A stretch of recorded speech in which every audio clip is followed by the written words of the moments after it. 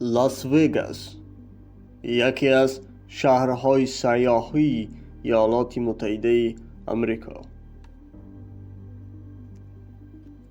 در گذشته این شهر آمریکایی یکی از شهرهای سیاحی مشهوری عالم به حساب می رفت. اما آن در سال 2024 6% سیاحان خود را نسبت به سال گذشته کم قبول کرد.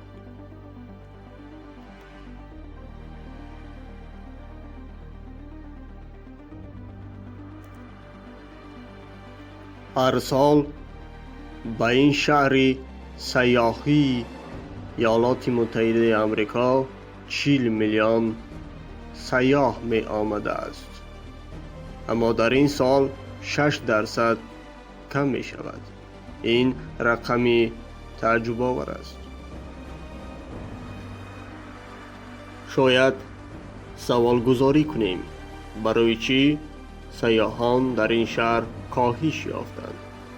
جوابش این است: کووید 19، همان کوویدی که تعداد سیاحان را به این شهر کم کرد. مهمانخانه ها گران شدند. کرایه تاکسی ها هم زیاد شد. رستوران ها گران شدند. چیزی که برای استفاده مردم بود گران شد. مالکان اینها فکر میکردند همه از این استفاده میبرند. البته همه سیاحان، اما این طور نشد. از همه مهمانخانه ارزان و خوبترش به خدمت در آنجا تنها می روی، زندگانی میکنی یک شب، اما کسی خوراک نمی آورد. چقدر است؟ $300-400.